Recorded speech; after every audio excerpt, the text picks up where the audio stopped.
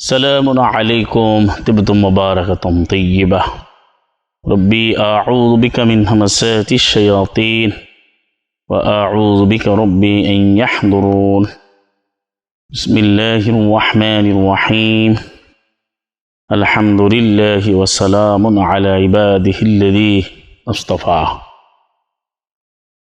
رب اشرح لي صدري ويسر لي أمري واحلل عقدة من لساني يفقهوا قولي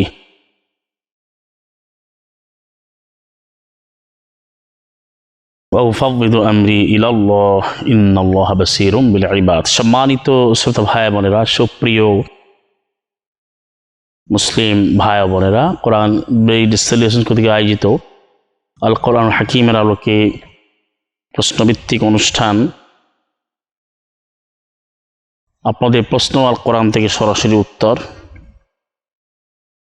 এ পর্যায়ে যে প্রশ্ন নিয়ে আমরা আলোচনা করব তা হচ্ছে যে সুন্নাত তরিকা কোনটি। এটি একটা গুরুত্বপূর্ণ বিষয়। যখন আমরা কোরআন ও মুবিন নিয়ে আলোচনা হবে, কোনো একটা আমলের আলোচনা হয়, তখনই বলে ভাই এটা সুন্নাহ হলো, এটা হলো সুন্নাহ।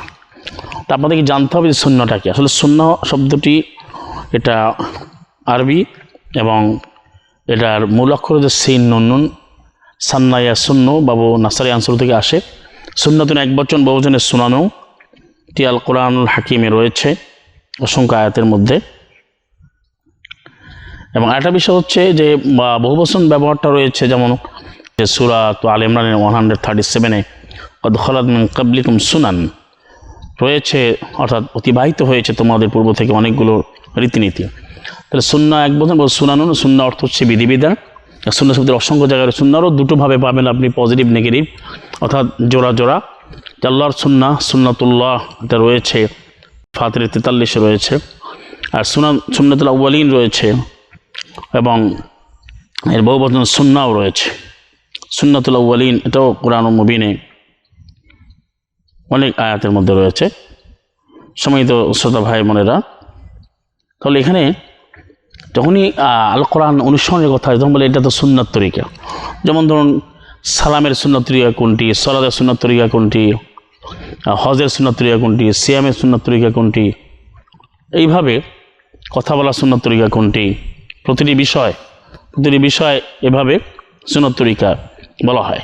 কিন্তু আসলে সুন্নাহটা হচ্ছে এটি আল্লাহ রাব্বুল আলামিনের একমাত্র বিধানটাই সুন্নাহ। সুন্নাতুন শব্দের অর্থটা আমরা জানি, সুন্নাত অর্থ বিধিবিধান, রীতিনীতি, সুন্নাত অর্থ system, method, way of life, method of life. সুন্নাহ হচ্ছে বিধান। যেমন সেজন্য কোরআন মুবিনে কিন্তু সুন্নাতুল আউয়ালিন শব্দটা রয়েছে নেগেটিভ, যেটা আমরা বলি যে একটা সুন্নাতুল্লাহ, আল্লাহর সুন্নাহ। 8 নম্বর সূরা 38 রয়েছে ফাকাদ মাদা সুন্নাতুল আউয়ালিন, আউয়ালিন মানে আগেকার পূর্ববর্তীদের নিয়ম নীতি। আর কোরআন হচ্ছে সুন্নাতুল্লাহ। তাহলে যে বিষয়টা আল্লাহ সুবহানাহু ওয়া তাআলা আমাদেরকে জানিয়েছেন যে ওয়ে, যে সুন্নাতুল্লাহ বলেছেন, তাহলে এখন সুন্নাহটা কি? সুন্নাত হচ্ছে বিধান। তার সুন্নাতুল্লাহ কোরআনে রয়েছে সুন্নাতুল্লাহ। আবার জানেন সূরা আহজাব 33-38 রয়েছে যে সুন্নাত মান কাদ আরসালনা ক্বাবলাকা মির রুসুলিনা, যে বিধিবিধানটা আমি দিয়েছি যা পূর্ববর্তী রাসূল থেকে প্রেরণ করেছি, এটা হচ্ছে এর মধ্যে কোনো হারাম রাখে না। যে বলা হচ্ছে কি, যেটা সূরাতুল ইসরাতে রয়েছে 77 নম্বর আয়াতে, তারপরে মা কানা আলান নবী মিন হারামিন ফিমা ফারাদাল্লাহ, আল্লাহ নবীর জন্য যা আবশ্যক করেছেন ফিমা ফারাদাল্লাহ, সেটা বিধিবিধান, সেখানে কোনো রকম কোনো জটিলতা আরোপ করা হয়নি। আর সেটা রয়েছে এরপরই বলতে সুন্নাতুল্লাহ, ফারাদাল্লাহর পরই সুন্নাতুল্লাহ বলেন সূরা আহজাব 33 নম্বর সূরা 38-এ।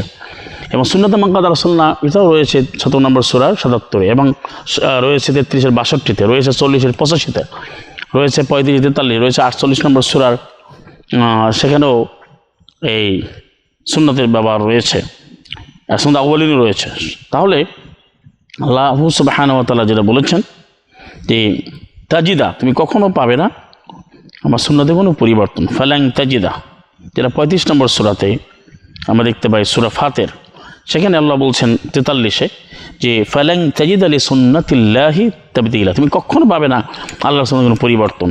ওয়ালাং তাজিদা লি সুন্নাতিল্লাহি তাহবিলা, এবং কোনো হেরফেরও পাবে না, কোনো এলোমেলো পাবে না, উলটপালট পাবে না।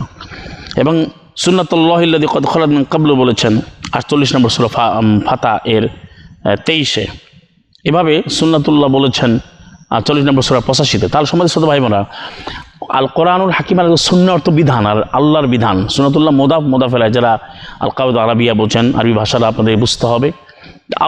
আল কোরআনুল হাকিমে কোথাও নেই সম্মানিত ছোট ভাই বোনেরা যে সুন্নাতুন নবী এবং সুন্নাতুর রসুল। আজকে বলা হয় যে এটা তো নবীর সুন্নাহ, এই যে কথাটি বলা হচ্ছে এখানে, কিন্তু এই কথা বলে আল কোরআন থেকে মানুষকে দূরে সরানো হচ্ছে। বরং মুহাম্মদুর রাসূলুল্লাহ, যিনি সালামুন আলা মুহাম্মদ, যিনি আহমদ, যিনি মুজাম্মিল, যিনি মুদ্দাসসির, বাশির ও নাজির, সালামুন আলা মুহাম্মদকে আল্লাহর সুন্নাহ শিখে দেওয়া হয়। যেজন্য তাকে বলা হচ্ছে হে রাসূল, তুমি কখনো পাবে না আল্লাহর সুন্নাহ, যেটা 35 নম্বর সূরা 43 আয়াতগুলো আপনাকে অনুধাবন করতে হবে, বুঝতে হবে। তাহলে আল্লাহর সুন্নাহ, তাহলে সুন্নাত তরিকা বলতে কি বোঝায়? আল কোরআন। ওয়া আন্না হাযা সিরাতী মুস্তাকিম ফাত্তাবিউহু ওয়া লা তাত্তাবিউস সুবুল, নিশ্চয়ই এটাই আমার পথ, এটাই সুদৃঢ় পথ, যেটা সূরা আনামের 6 নম্বর 153-তে রয়েছে। একমাত্র আমারই পথ, আল্লাহ বলছেন এটা একমাত্র আমার পথ। আর সূরা ফাতির 43-এ আল্লাহ বলেন যে আল্লাহর সুন্নাত, আল্লাহর বিধিবিধানে কোনো পরিবর্তন নাই, কারণ লা মুবাদদিলা লিকালিমাতি, যেটা 18-27 রয়েছে, আল্লাহর কালেমাগুলোর বিধানগুলো কোনো পরিবর্তনকারী নেই, যেটা 6 নম্বর সূরা আনামের 115-তে রয়েছে, যেটা 6 নম্বর সূরা 34-এ রয়েছে। তো সম্মানিত শ্রোতা ভাই বোনেরা, এখানে এই বিষয়টা লক্ষণীয় এবং খুব বোঝার বিষয় যে যখনই বলা হবে একটা আমলে, বলে ভাই সালাম কীভাবে দেবো, এটা তো নবীর এভাবে শিখিয়ে সুন্নাত তরিকা, এটা সলাতে সুন্নাত তরিকা। সুন্নাত তরিকা হচ্ছে সুন্নাহ মানে বিধিবিধান, তরিকা মানে পদ্ধতি। তা সুন্নাহ হচ্ছে বিধিবিধান কোনটা? মাসনুন তরিকা। মাসনুন মানে বিধিবদ্ধ, মাসনুন অর্থ গ্রান্ডময়, আর হচ্ছে মাসনুনটা মাফুলের শিখে, অর্থ হচ্ছে বিধিবদ্ধ।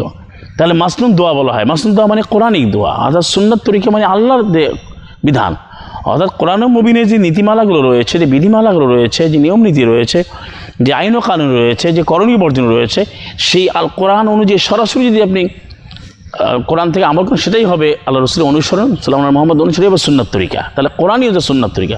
তাহলে সুন্নাহ বলতে আজকে আমাদেরকে বোঝানো হচ্ছে আল কোরআন বাইরে গিয়া যে নবীর নামে তাদের মতো তারা বানিয়ে নিয়েছে, আল্লাহ নবী কখনো জীবনে বলেননি, সেটাকে সুন্নাত তরিকা নামে তারা চালাচ্ছে। তাহলে আজকে আপনি আয়াতগুলো পড়ে দেখুন, আসলে আল্লাহ বলছেন সুন্নাতুল্লাহ, আল্লাহর সুন্নাহ মানে কোরআনটাই সুন্নাতুল্লাহ। আর কোরআনে যে বিধিবিধান আছে সেটাই সুন্নাত। কোরআনে যেভাবে সালাম বলছে আপনি সেভাবে সালাম দেন, সালামুন আলাইকুম তিবতুম মুবারাকাতুন তাইয়্যিবা, এটা মানেন, তারই হবে এটা সুন্নাহ অনুযায়ী সালাহ, কোরআনিক সুন্নাহ, সেটাই হবে আল্লাহ রসুলের অনুসরণ, সেটাই হবে।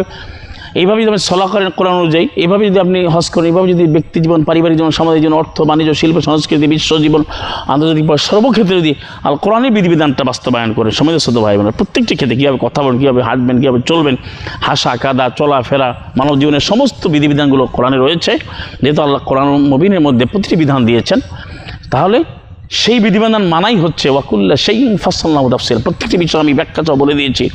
তাহলে সেই বিধিবিধানটা মানায় আল কোরআন সদ আল কোরআন ও দিক, বিধানে পরিপূর্ণ কোরআন, সেটা 38-এর 1, সেই কোরআন অনুযায়ী জীবনযাপন করা হচ্ছে সুন্নাহ।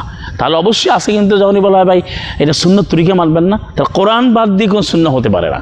আল কোরআনের অনুসরণী সরাসরি কোরআন মুবিনের, কোরআন মজিদের, আল কোরআন হাকিমের অনুসরণ হচ্ছে সুন্নাহ, সেটা হচ্ছে আল্লাহ রসুলের অনুসরণ, সেটা হচ্ছে সুন্নাহ। এর বাইরে কোনো সুন্নাহ হতে পারে না। এখন দেখা যায় আর কোরআন বাদ দেওয়া, রসুলের নাম ধরে ধরে অনেক সুন্নাহ বানানো হচ্ছে, সাল্লাল্লাহু আলাইহি জীবনে এটা বলে, কারণ কোরআনের বাইরে তাকে যে নবীকে আল্লাহ শিখেন, তুমি বলো যে আল্লাহর সুন্নাহ পরিবর্তন নাই, তাকে বলা হচ্ছে এটা আল্লাহর সুন্নাহ। এবং নবীর উপর সুন্নাত দেওয়া যে কোনো জরুরত আরোপ করা হয় না 33-এর 38-এ, এবং সেটাই ফারিদা। তার আমার বিষয়টি স্পষ্ট, কোরআনই হচ্ছে সুন্নাহ, কোরআন ও সুন্নাত তরিকা। আমরা এই বিষয়টা অনুধাবন করব এবং আমাদের জীবনে কোরআন ভিত্তিক সুন্নাহ আমাদের জীবনে বাস্তবায়ন করব, এবং সেভাবেই আমরা মুহাম্মদ রাসূলুল্লাহ খাতামুন নবী রাহমাতুল্লাহ আলাইহি সাল্লাম মুহাম্মদ অনুসরণ করব। সেই আমরা নিবেদন পেশ করছি আল্লাহ রাব্বুল আলামিনের কাছে, রব্বানা ওয়া তাকাব্বাল দুআ, সাদাকাল্লাহু ওয়া রাসূলুহু ওয়া আখিরু দাওয়াহুম আলহামদুলিল্লাহি রাব্বিল আলামিন। সালামুন আলাইকুম তিবতুম মুবারাকাতুন তাইয়্যিবা।